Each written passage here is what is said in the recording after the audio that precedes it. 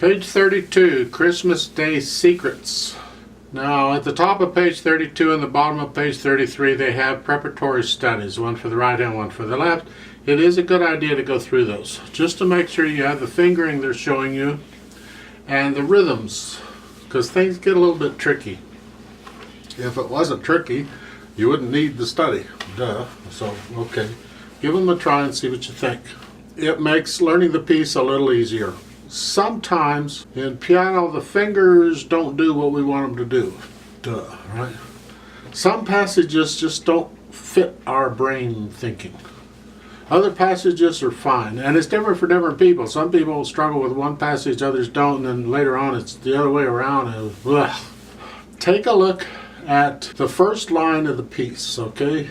First measure in the right hand, okay? The first measure is fine. Couple eighth notes, but the second measure, look at that. That passage for some reason causes people problems sometimes, so just go slow. Forget the rhythm, just concentrate on the notes. Then the third measure, and just over and over and over, take your time, there's no rush on this. Just keep going. Your fingers eventually will get the idea. Your reflexes will adapt and you'll be able to play it without too much trouble. Sometimes it takes a while. That's how I approach those. It really comes in handy. Still in the right hand, okay? Down at the bottom, the third line on page 32. You're up here now. You've changed positions.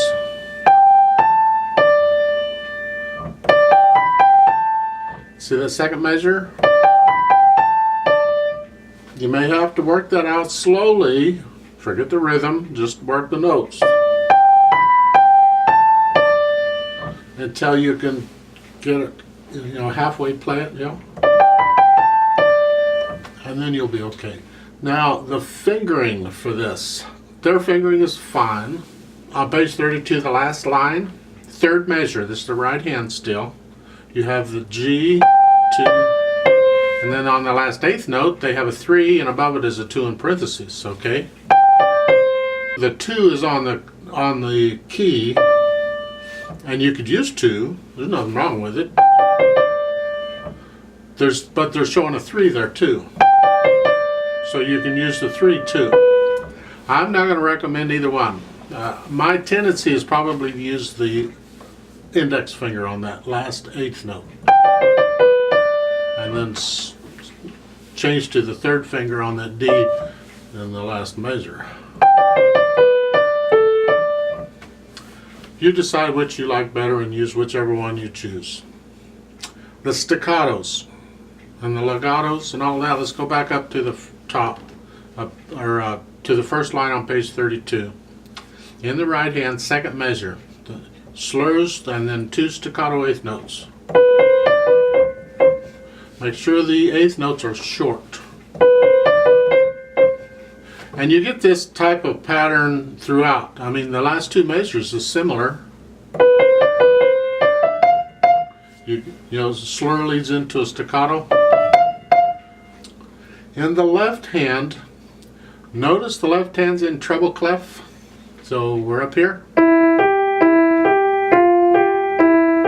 When I play these, the fingers move very little. I'm actually turning the arm.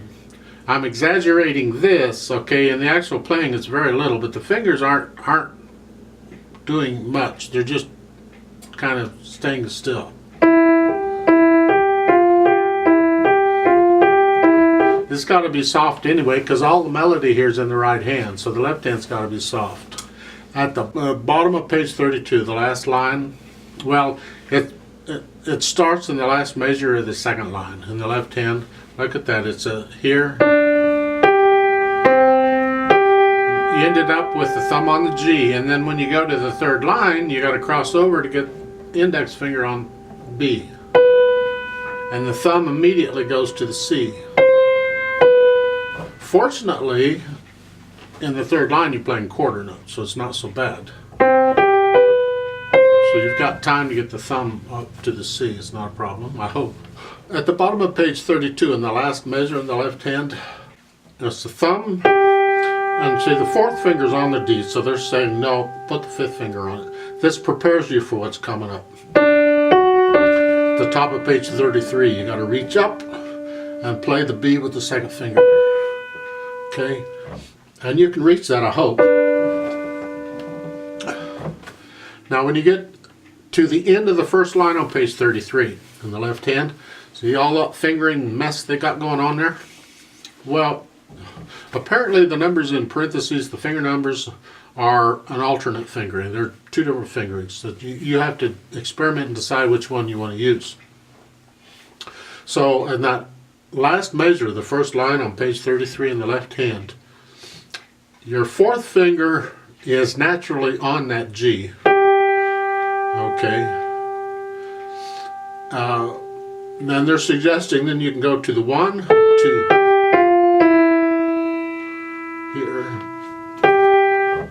or you can cross the thumb under to the G, but then you got to cross the index finger over to get the A, but that makes it simpler a little later on. I find that a little more awkward myself, to use the thumb on the G and have to cross over. The fingering that I would use for me is the one, the top numbers without the parentheses. So it would be 4, 1, 2, 3, 4. That's what I would do. You decide what you want. Now, at the end of this piece, on page 33, the third line down, there is a RIT, an R-I-T at the end. I'm going to ignore that because I can't slow down with a metronome. You can do the writting yourself. At the beginning of the piece, underneath the left-hand staff, there's an LH legato, which means left-hand legato, which means connect the left hand. Now, you would say, well, what's the point? Because you're going to play it connected anyway. There's nothing to tell you otherwise. And the point is that the pianists interpret things, okay? As long as we don't violate the written stuff, we can play things certain ways. We might decide not to play the left-hand legato because the mood of the piece wants us to play it maybe a little bouncy, a little happier, I don't know.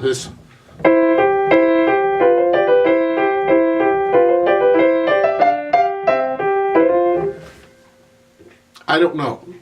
I don't feel it that way. I feel the left hand is legato throughout, so I don't need that message there telling me that because I'm going to play legato anyway.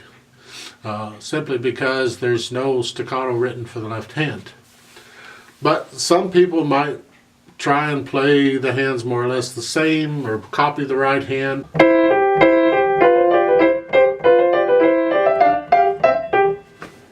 I don't know. Anyway, they're telling you legato.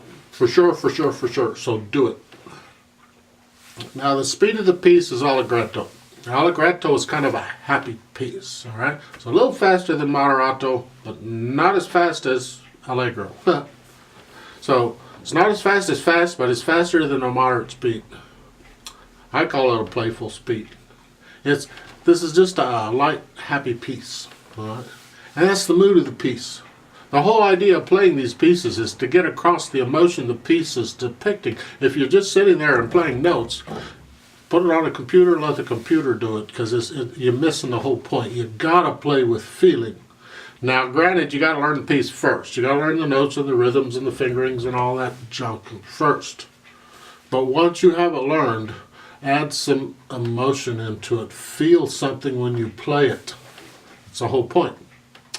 So if you're rushing through the book and then, well, okay, I got those notes I'm going on, you're missing 90% of what's going on in music, and that is the emotional feeling that goes with it. I'm going to have to harp on that some more, I think. On page 32, the last line. Let's look at that right hand very carefully because it's tricky. And it's the last line here, going into the first line on page 33. Just watch the fingering. Your first measure isn't bad. The second measure, your third finger's got to play that G now because your fourth finger just played it. So you got to move your hand up a little. In third measure, you got to move your hand down so the little finger plays the G. Here. Then they give you two fingerings, and you can use whichever finger you want. I don't care. I think I use second. Now, the last note in the right hand is a D, there on page 32. The first note on page 33 is a D, same key, but it's with the thumb, so be prepared for that. Okay? That's between phrases, and you want a little silence between phrases anyway, so it works out. Now on the left hand, look at this mess on the last line on page 32. You're up here. First couple measures, not bad. Third measure's okay. Look out. Now the thumb comes under to get the G, but the little finger's playing the D, right? Okay, so that might throw you. And then you got to reach up to get the B at the top of page 33, okay? You work those out alone, and then when you go to put them together, it's a whole nother challenge because you're playing different fingers at different times in that line, the last line on page 32. With the hands together, you've got here, here, then here, then here. That part, the last two measures going into the first measure on 33 is a little tricky, so work those out really, really slow. You forget the rhythm for a bit, just get the notes and the fingering, and then once you have that, you get the rhythm.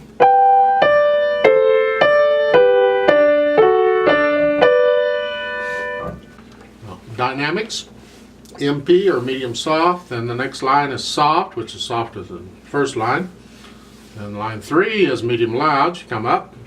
And over on page 33, then you get a soft, and then a medium soft, and then a soft. So each line is a little bit different. And the dynamics really do add a lot to this piece, along with the articulation. Look at the first line, the last couple of measures there. You see the arrow, the crescendo, diminuendo, I call them hairpins. You get louder and you get up. So, now, when you get a swell like this, usually there's like one or two notes at the top of the swell, and that's where you're headed. That's where you're aiming. It's like, I'm going to go up the hill to this, and then I'm going to come back down. In this case, it is the first note of the last measure on the first line. That F, that's the climax of the swell. So you come up to that note and then you come back down. And most all swells work that way as far as going up. There could be more than one note at the top where you're swelling two, but in most cases it's only going to be one or two notes. In this case it's one note. So think about that, because it will add a lot to it other than just playing the notes and going along. You know, again, it gets back to adding the emotion to the piece. This is artificial emotion when they're doing this. But once you get the artificial emotion and you've learned it, then you can start feeling, you can feel that, and that's when it turns into music. That's when the magic happens. Now it's a little tricky in the rhythm thing, and it could throw some people. Just take the first two measures, because this pattern happens in the first measure. You have an eighth note, eighth rest, eighth note, eighth rest in the right hand. So those eighth notes are like one beat apart. Right? Now they're a full eighth note. So you lift up the right hand eighth note when the left hand plays the following eighth note. Right? But the second measure, though two eighth notes, that's one beat total. So it's here. One after another. It's not like so the two measures together, it's see, and that can throw some people because you're expecting that note rest pattern again, and you don't get it. So watch out for that too. Now, yesterday at the mall, the local piano teachers organization, I don't know what they're called, had their annual Christmas piano recital, music concert, what you want to call it. It wasn't just piano, there was some vocalists and performed too. Where the piano teachers would have their students, some students, not all of them, would come and they would play for people in the mall who just happened to be around. And I always like to sit down and I listen for an hour or two just to listen and see how they're doing. Well, you get a wide variety. I mean, in some years they're all beginners and they all sound just terrible. They're not the least bit prepared for this. They don't know their music and it's just terrible. As a teacher, I would be embarrassed to have any of my students perform in public and play like they play. Sometimes you get good students that are playing and they're really doing well, and all right, well done. Yesterday we had a nice variety. You had a few beginners who sort of knew their piece. All right, there wasn't anybody who really fell apart, and that was encouraging. And then there were some advanced students who played reasonably well. But one student stuck out. She was sort of a beginner intermediate, late beginner, early intermediate student. But she would have passages with a little run or a 4-note run or something, followed by longer notes. It's like in this piece, when we have, in the second measure, you have this. Every one of those, she would play the run by itself, hesitate, and then continue.